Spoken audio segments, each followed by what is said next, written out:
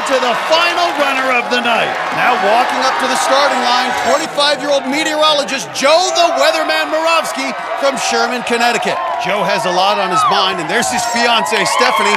They're getting married in 5 days. Brainstorm the design for a groom's cake.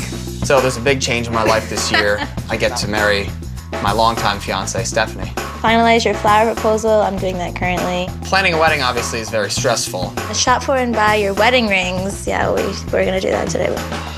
You know, what kind of silverware? What kind of chairs do we need? You know, let's make sure the carpet at the venue is pretty good. You know, we don't want to have an ugly carpet, God forbid. Organize the day of emergency kit. What does that mean? Ninja Warrior has conflicted a little bit with the wedding as far as like when he's working out and things like that, but I'm totally supportive of him and I know he could do it.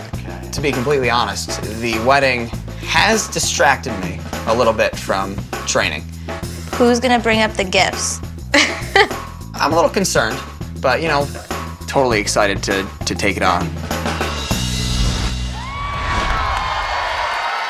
I bet $500,000 would go a long way to paying for a memorable wedding. So Stephanie has to be watching this one closely, along with cousin Rob, who finished earlier. There's Amy Pajic. She's currently on the bubble in the 30th spot after making it to the work wall. She could be one of the few women to qualify for the city finals, but it all depends on how Joe finishes.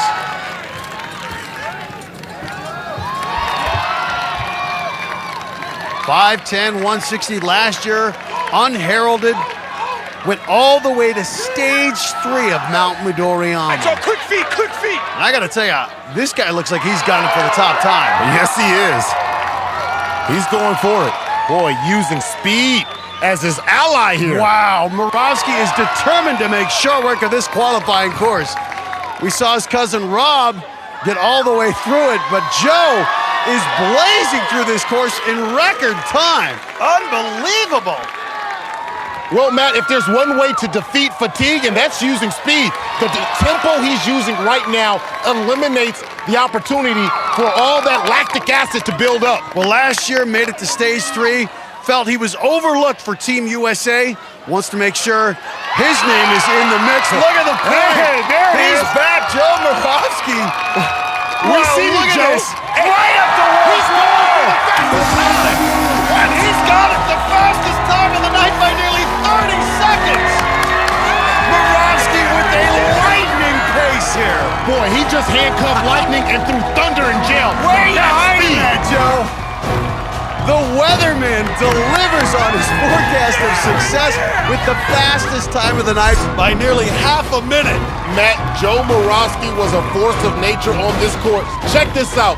On the double tilt ladder, Joe keeps his shoulder near his elbows and his arms bent at 90 degrees, which allows him to keep his body weight under control.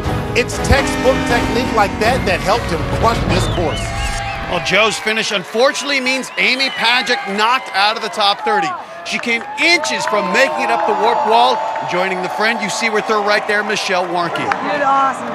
So an outstanding run from the Weatherman slams the door shut on an exciting St. Louis qualifying round. An incredible 25 competitors completed the course, the most we've seen in any city so far, led by the Weatherman Joe Moravsky, who finished in just 1 minute 4 seconds.